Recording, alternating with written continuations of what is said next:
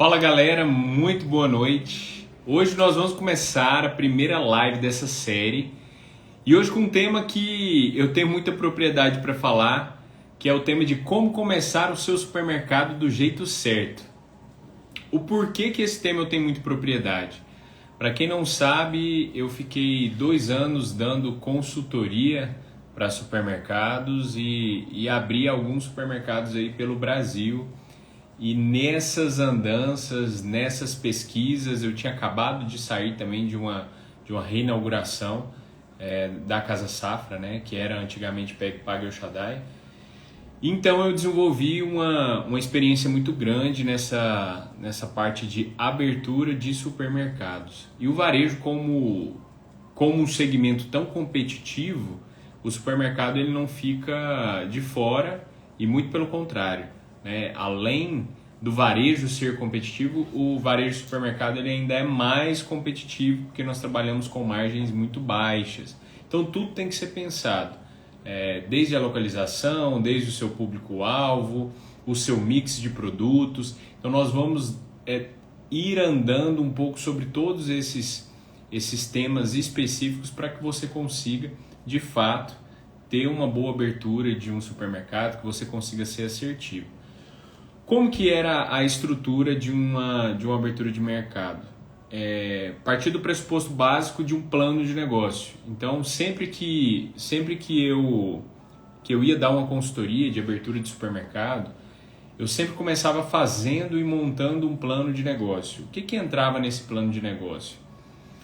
A metragem quadrada de área de venda, e lembra que é muito diferente a área de venda que você tem da sua área total. Então ali, se você tem 2 lotes, por exemplo, de 360 metros quadrados, 720 metros de área total, é interessante que você tenha pelo menos sempre 20% dessa área reservada para a sua retaguarda. E com estoque ainda reduzido, porque essa área não comporta um estoque tão grande. Só que nas modalidades de consumo, e a gente vai falar muito de mini mercado, mercado de vizinhança, é uma área justa, é acessível, até porque você vai trabalhar com esse estoque mais enxuto. Boa noite aí para todo mundo, boa noite Lucão, Alê, Mário, pessoal, seja bem-vindo. Qualquer dúvida que vocês tiverem, podem ir mandando aqui, que vai ser um prazer a gente interagir. Esse é o intuito dessas lives no decorrer da semana. E também, quem estiver assistindo essa live depois e quiser deixar o comentário embaixo, vai ser uma honra e um prazer responder vocês. Então, assim, dessa área total da loja, é sempre muito interessante você deixar esse espaço para retaguarda. Quando eu fui reformar o supermercado pela primeira vez, eu fiz um projeto com um amigo meu que era arquiteto. E nada de errado nisso. Mas toda a parte funcional, ela é um pouco difícil de alguém que não tenha propriedade do varejo, principalmente do varejo de supermercado, ter toda a dimensão ali do cotidiano do dia a dia, como que vai ser funcional realmente a todas as atividades, a todas as responsabilidades que o supermercadista tem. Então, nesse primeiro projeto, por exemplo, eu não tinha nenhuma área de recebimento de mercadorias específicas. Um exemplo, se chegasse um gado, ia sair o gado no meio do supermercado, entrando pela porta principal, às vezes ali pingando sangue, até chegar no açougue, então totalmente errado. Então, a primeira questão, você tem que ter um projeto e um projeto alinhado com as funcionalidades do ramo do varejo. E sem falar quesitos de vigilância sanitária, todas as adequações dos bombeiros. Isso tudo, quando você consegue fazer esse planejamento prévio, você evita muitos transtornos e você consegue ter uma fluidez maior, porque a gente sabe que é um projeto de grande demanda, de grande expectativa, de grande investimento. Então, quanto mais planejado for, menos surpresas vão ter e mais as chances de você conseguir seguir o seu cronograma, inaugurar e abrir a sua loja. Eu estou falando aqui de supermercado, mas isso é uma tônica para qualquer segmento, e qualquer pessoa que pensa em abrir um negócio, ele tem que pensar nisso antes. Porque senão depois não adianta reclamar da vigilância, não adianta reclamar do bombeiro, não adianta reclamar de todas as exigências funcionais que ali no dia a dia você vai ter dificuldade de desempenhar o papel a qual você foi escolhido, você escolheu exercer. Então tudo isso é muito importante. Então a primeira questão é fazer um plano de negócio. Hoje todo mundo chama aí o famoso business plan. O que seria isso? Quando você olhou essa área específica e quando a gente olha, né, desses 720 metros, por exemplo, que eu falei, você separar 20% para a área de retaguarda, ali você vai chegar a um denominador de área de venda. Pós os balcões, é a área de circulação do seu cliente, é a área que os seus clientes vão ter ali à disposição, o mix que você escolheu para eles, para esse público-alvo que você se comprometeu a atender. Então, quando você tem essa área funcional, nós começamos a ter alguns parâmetros para começar a elaborar o seu plano de negócio. E o que vai vir dentro de um plano de negócio? Dentro do plano de negócio vai ter uma mensuração do seu faturamento, vai ter lá a quantidade ideal de colaboradores para você conseguir ter uma métrica de como começar, de como caminhar. Vai ter ali métricas financeiras, como se fosse uma DRE mesmo, quanto que você vai gastar de marketing, quanto que vai ser a sua folha salarial, quanto isso vai impactar no seu faturamento, os seus impostos, enfim, todas as suas despesas, chegando até o seu lucro líquido, ou seja, o lucro que você tem que buscar. Um abraço aí para todo mundo que está cumprimentando, Jean Anderson, André, Áquila, grande abraço para todo mundo. E aí a partir disso você tem uma meta, você tem um plano. Quando você terminou de fazer esse plano, eu sempre faço planos de negócios em um cenário pessimista, o cenário provável e um cenário otimista. Por quê? Dentro do cenário pessimista, é sempre conservador que ele pague o negócio, que ele seja, no mínimo, equilibrado ao investimento, que te dê um payback, te dê um retorno no investimento. Então, a gente sempre trabalha em um ambiente conservador para minimizar o máximo de riscos, porque, igual eu já falei, um supermercado, o investimento é muito alto. Então, você tem que minimizar sim os riscos, porque senão a tendência é que você sofra muito e que você tenha algum desequilíbrio, até mesmo de caixa, muito provavelmente, porque o seu estoque custa caro, todo o seu volume de vendas no mês é muito alto. Então, se você não fizer tudo muito bem planejado, pode ser que você comprometa o futuro do supermercado, ou por um início mal planejado, você comprometa alguns anos que não precisariam ali pagando contas e juros que muito provavelmente você vai precisar de captar de última hora com juros ruins, com escolhas ruins, enfim. Então, pessoal, o que é importante nesse momento? A partir de um plano de negócio, começar a executar. E aí, quando a gente pensa nesse plano de negócio, esse plano de negócio também vai ter que vir alinhado com o seu público-alvo. Por quê? A partir do público-alvo, se você sabe quem são os seus clientes, você tem propriedade para escolher toda a estratégia, tanto de marketing, tanto de branding, tanto de criação da marca e mix de produtos. Vocês concordam comigo se você tem um supermercado na praia ou se você tem um supermercado num grande centro de alto fluxo, se você tem um supermercado numa área que é abastecedora, ou seja, você não tem tantos supermercados por perto, você tem que ser aquela loja que vai abastecer realmente a dispensa da população. Se você está em uma área verticalizada, se você está próximo de escolas, se você está em uma via arterial, ou seja, o que seria via arterial? Que liga vários pontos da cidade, então você consegue unir ali várias classes sociais, públicos diversos, enfim. Tudo isso, essa geolocalização, ela tem que ser estudada e ela tem que ser analisada, porque é a partir dela que você vai conseguir montar todo esse plano de negócio. Então, beleza, montou o plano de negócio, você tem um orçamento ali já que você pode gastar, você está com um recurso financeiro, você dentro do seu plano de negócio tem ali uma expectativa de faturamento, uma expectativa de fluxo de caixa, você tem uma expectativa de taxas de maquininha de cartão, tudo. O plano de negócio é o seu mapa.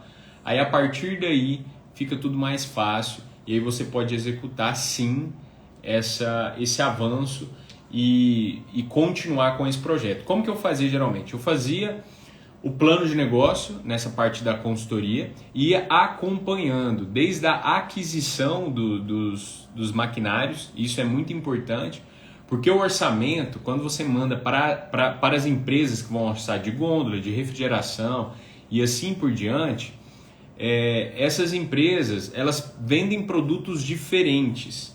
Um exemplo, a gôndola. Você vai cotar ali dentro da sua metragem, dentro da onde você especificou dentro do projeto, que você precisa de gôndola de aço.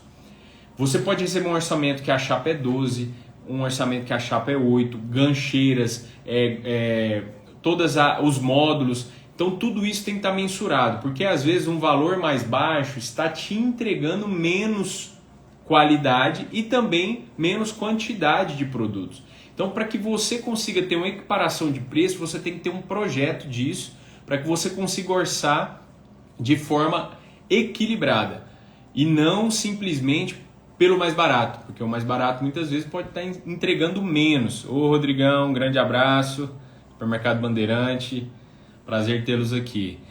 E aí, a partir disso que você conseguiu ter o parâmetro para mensurar esse orçamento a partir desse projeto, aí sim, você pode procurar, você fez um projeto funcional, aí você pode procurar um arquiteto do seu gosto, né, que você tem uma maior afinidade para fazer toda a parte decorativa, toda a parte ali que realmente vai engrandecer a sua loja e valorizar a sua marca.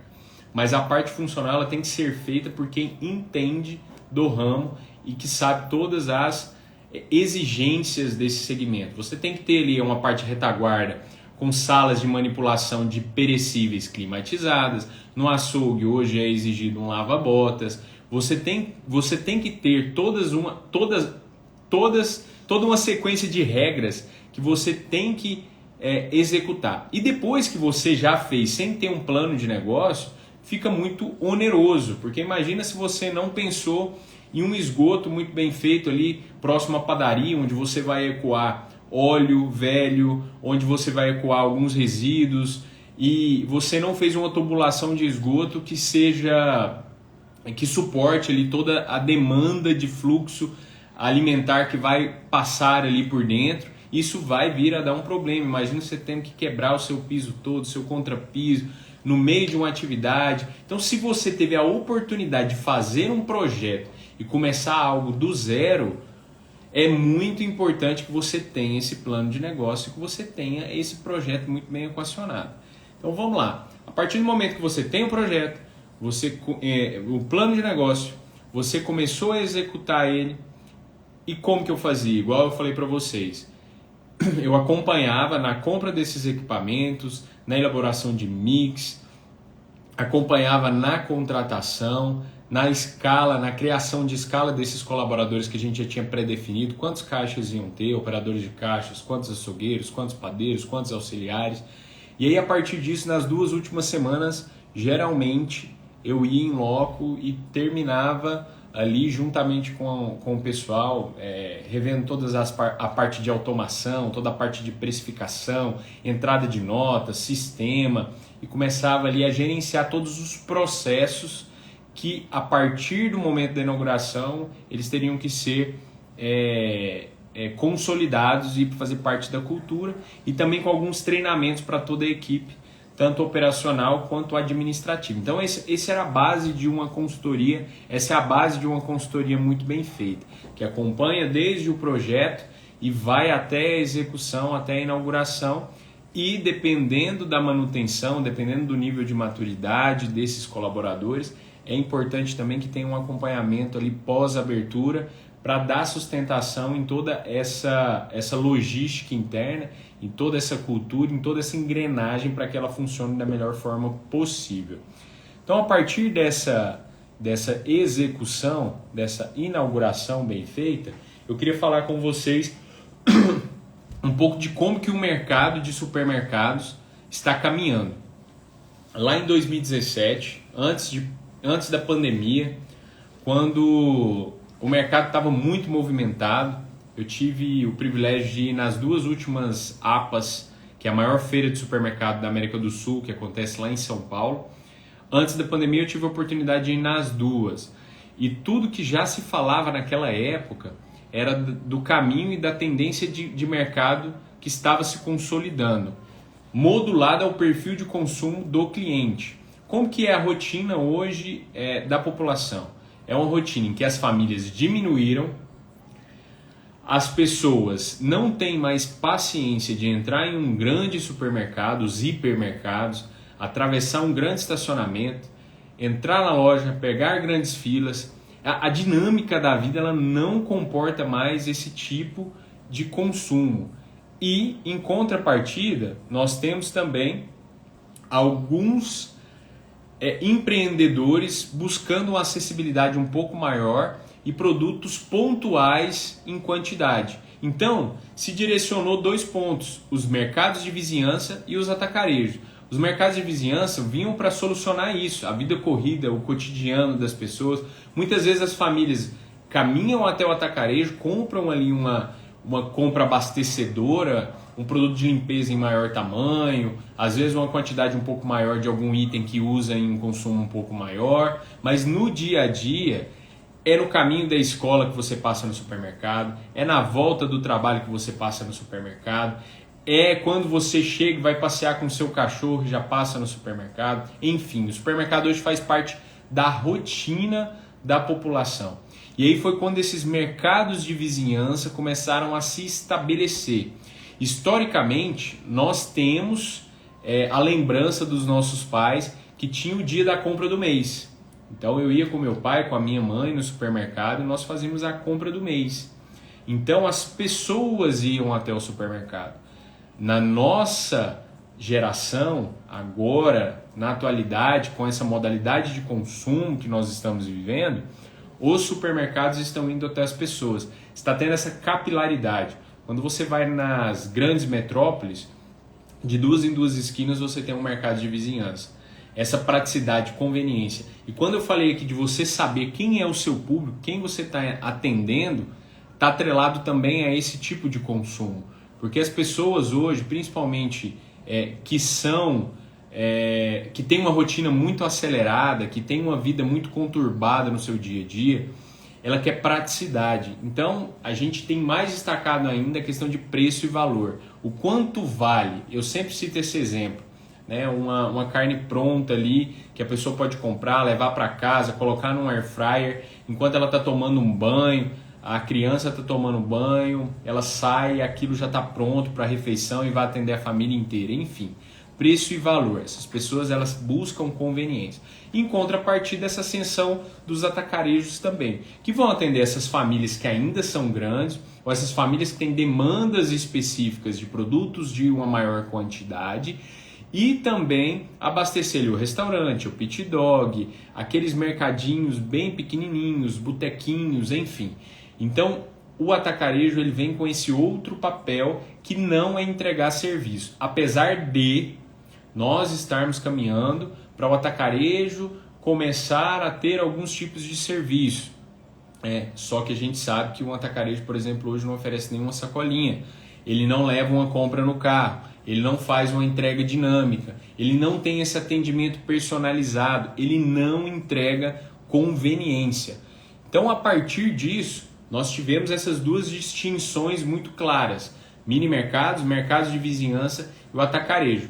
Eu estava lendo uma notícia que saiu na Super Varejo, que eu queria até compartilhar com vocês. Eu não sei aqui quem conhece a rede OXXO. Essa rede é uma rede de mercados de vizinhança. Se eu não me engano, é uma rede mexicana que surgiu no México.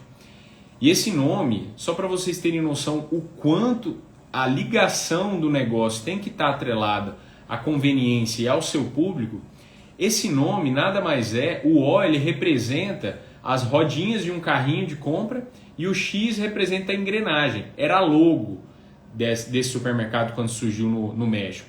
E aí as pessoas começaram a fazer a leitura de OXXO. OXXO. Não era um nome, mas a logo remetia a isso. Então, o marketing, aproveitando da rede, o que eles fizeram? Poxa, nós somos conhecidos como OXXO. Então, o nome da rede vai ser OXXO.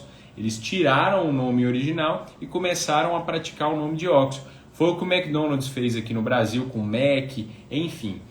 Ele está ouvindo o seu cliente, ele está demonstrando que o seu cliente tem voz. E além disso, aguça curiosidade também, né? As pessoas começam a querer entender o porquê desse nome e começa a ter uma história de conexão com o cliente que se conectou ali no momento daquela logo, interagiu e foi ouvido, e o marketing, aproveitando toda essa ascensão ali, usou o nome e consolidou.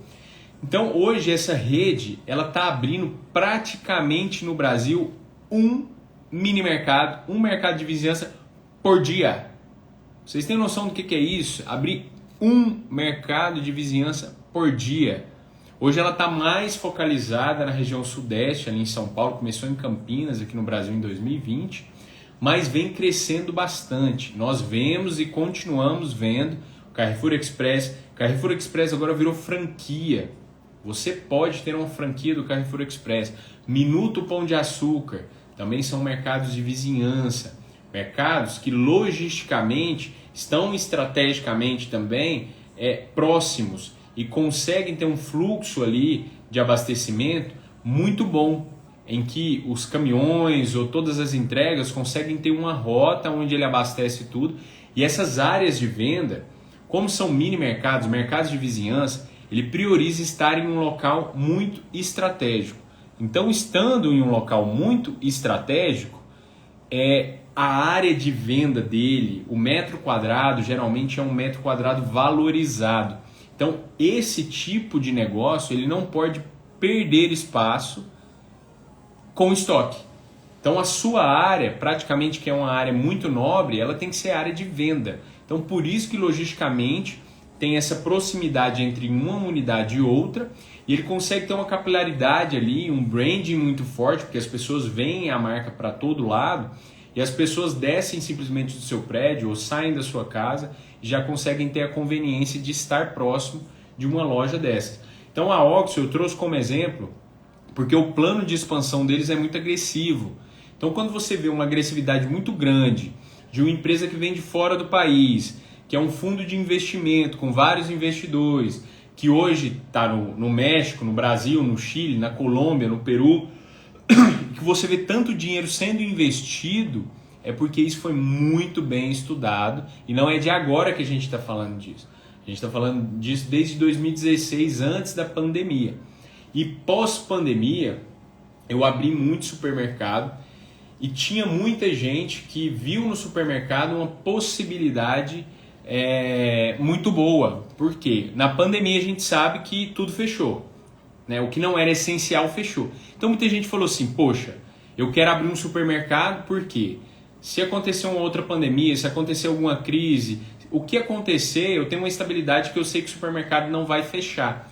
Então muita gente, eu abri 2 supermercados pelo menos para ex-gerentes de banco, que trabalharam a vida inteira e quando saiu ele juntou uma grana e queriam fazer um investimento. Então as pessoas começaram a entrar muito no ramo do varejo, no ramo do supermercado, só que esqueceram de estudar. O varejo geralmente, ele traz novas tecnologias primeiro do que a indústria, ou até mesmo outros segmentos de serviço. Por quê? O nível de competitividade é tão grande, é tão acirrado, a luta é tão diária, você vê todo dia oferta, promoção, fazendo barulho, um marketing muito agressivo, tem que ter uma dinâmica tão grande e essa margem sendo tão pequena, o varejo, todas as possibilidades que ele encontra para se destacar perante o seu concorrente, ele vai atrás e procura trazer para a sua rede ou para a sua loja, enfim. Então essas pessoas que começaram a entrar no varejo e principalmente no ramo supermercadista, elas começaram a ter uma surpresa muito grande, porque não contavam com a margem tão baixa. Tem muita gente que ainda não acredita que supermercado vende produtos abaixo do preço de custo. Só que o que é a grande vantagem do supermercado? Você vende sim produtos abaixo do preço de custo, que são produtos fim, que as pessoas têm noção do preço e se você fizer um preço atrativo, aquilo já vai funcionar como um marketing e diretamente vai levar o cliente para dentro da sua loja. E o que é o grande trunfo do supermercado? Você tem um mercado pequeno desse, igual um mini mercado de vizinhança, 4, 6, 8 mil itens. E quando você vai para mercados maiores, 12, 16, 20 mil itens. Então você tem uma gama de produtos para usar a técnica de pricing, de precificação, em que você consegue ter um equilíbrio de preço. Poxa, se minha margem desejada é 33%, 28%, não interessa se eu estou vendendo 10, 20, 30, 100 produtos abaixo de preço de custo, se eu consigo equilibrar ali entre o meu mix, essa margem que eu perdi para trazer clientes para dentro. Então isso é muito importante, ter uma atenção, mas da tônica da administração, que a gente não deve investir em algo que a gente não conhece. Então a partir do momento que você pensa em investir em um supermercado, em uma loja de varejo, você tem que conhecer. E se você não conhece, tem que procurar quem conhece, porque é um ramo que não cabe desaforo. A gente está caminhando para um nível de profissionalização muito elevado do varejo. Você vê que aqueles mercadinhos pequenininhos, eles ainda estão sobrevivendo muito em mercados de bairro e eles estão sobrevivendo muito ainda em interior, nas cidades grandes, basicamente não estão existindo mais ou estão cada dia mais diminuindo e essas grandes redes elas estão tomando esse cenário.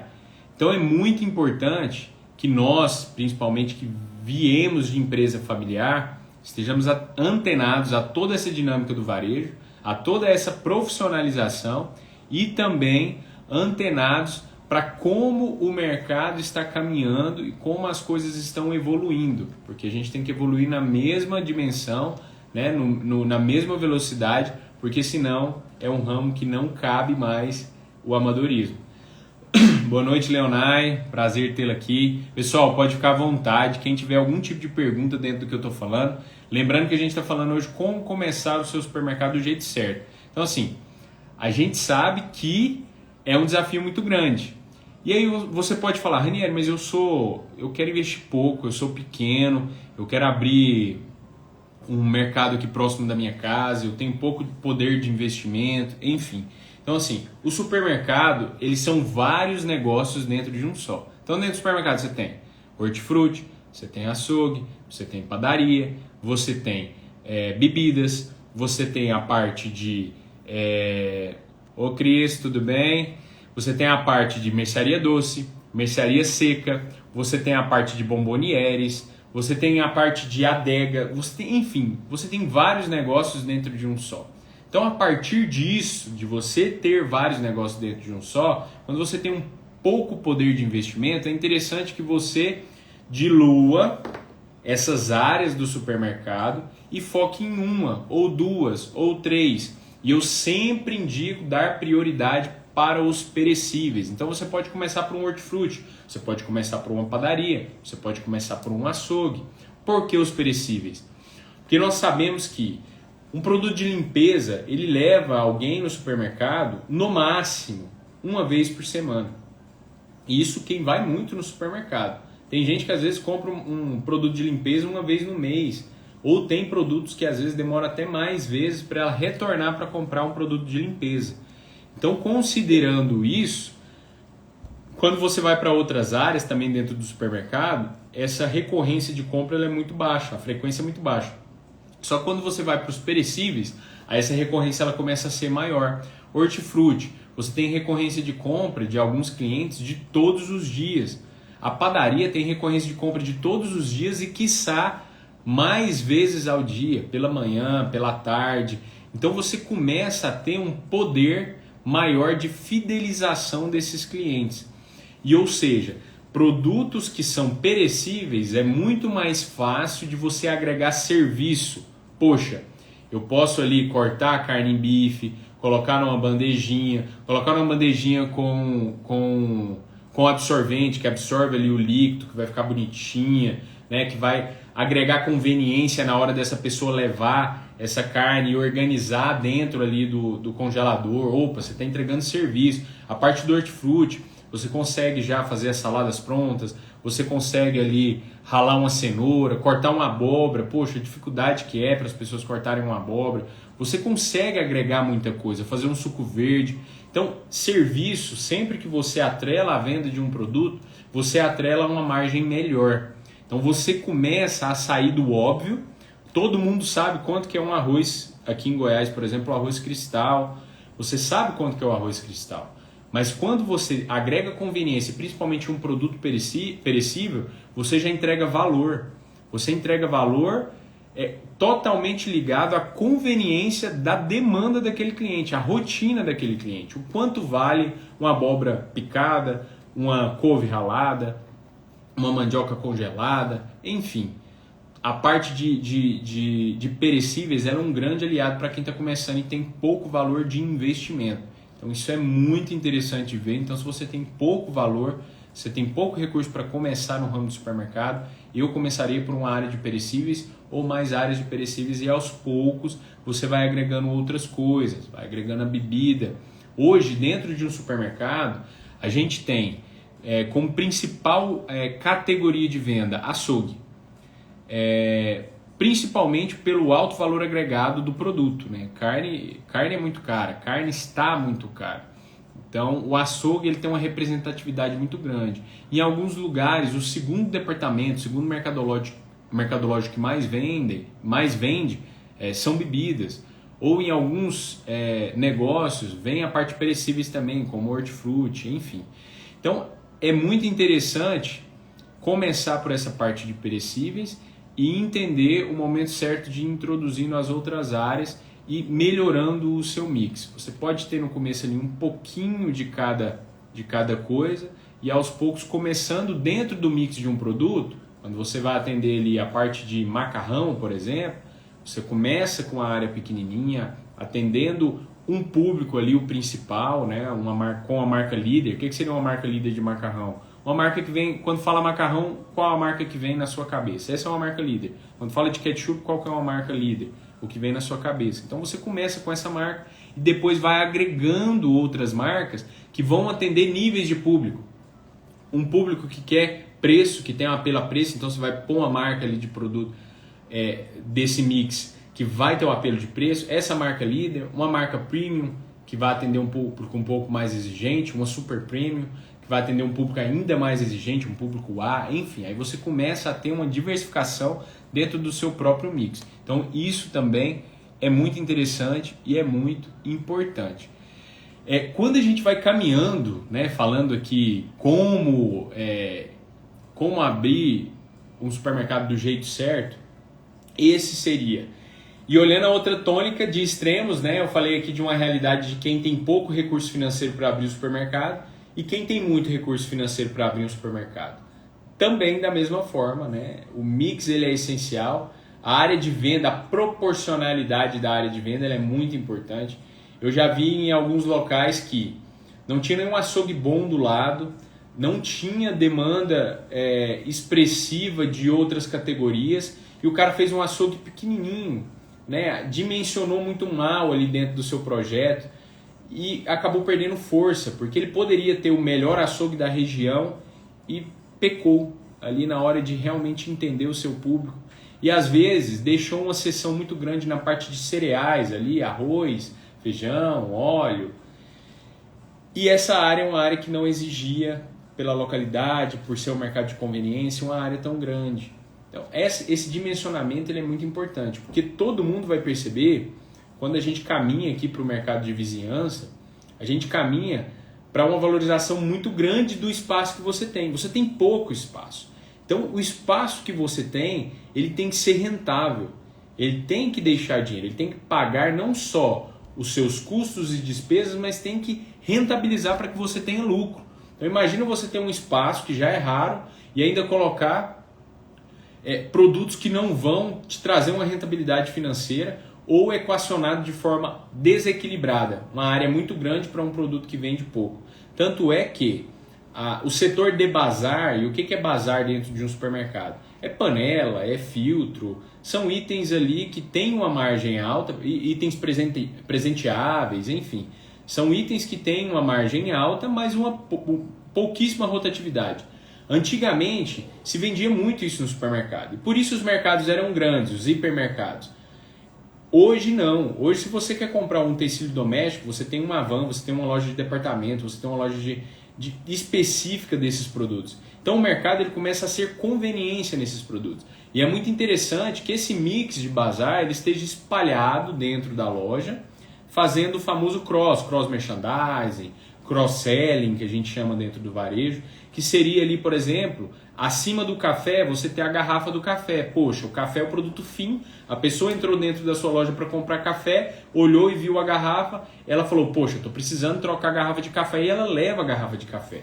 Mas não ter somente esse produto num setor específico de bazar, onde ele vai ficar lá junto com outros itens que não se correlacionam e só estão lá por ser itens de menor volatilidade, de menor venda, de menor fluxo e que são caracterizados como itens de bazar. Então é interessante que você distribua esses produtos, esses itens por toda a loja, trazendo conveniência à compra, correlação à compra. Ó, vim comprar um produto e esse aqui vai atender junto, ou ele vai me subsidiar que eu prepare esse produto, um escorredor de macarrão próximo do macarrão, enfim.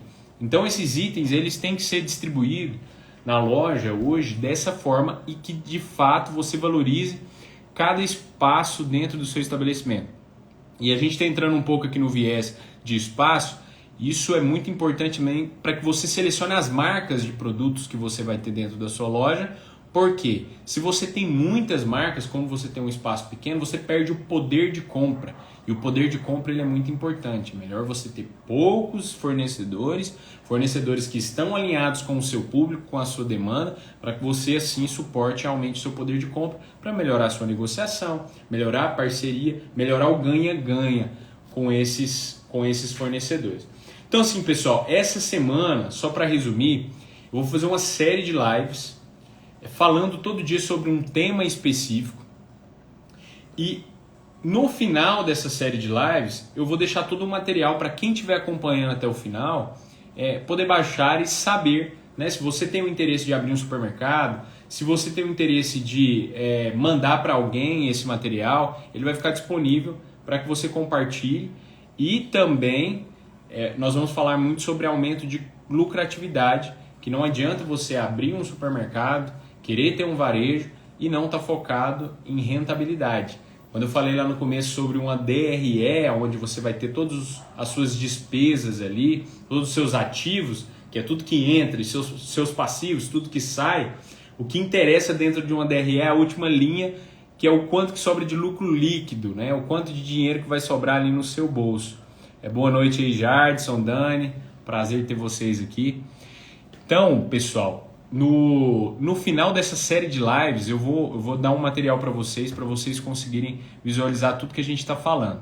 Então vai ter uma sequência no decorrer dessa semana e eu quero convidar todos vocês para estarem participando, né? Se você está vendo essa live depois, fique atento aí que amanhã nós temos outra, depois de amanhã nós temos outra, no decorrer de toda a semana e no domingo, né, eu vou disponibilizar esse material para vocês baixarem. Eu tenho certeza que vai abençoar a vida de vocês aí no negócio que vocês já têm, ou no negócio que vocês querem abrir, ou para vocês também abençoarem e presentearem a vida de alguém que está nesse contexto de varejo, nesse contexto de supermercado, que é o que eu vivi, é o que eu sei, é o que eu tenho bagagem, e para mim é um privilégio poder compartilhar com vocês todo esse conhecimento. Então, pessoal, nós estamos caminhando aqui para o fim dessa live, vão ser lives curtas, e eu queria agradecer a todo mundo que participou, né, mandar um abraço para todos. Eu sei que o tempo, igual a gente está falando da demanda corrida, ele tem que ser atrelado aí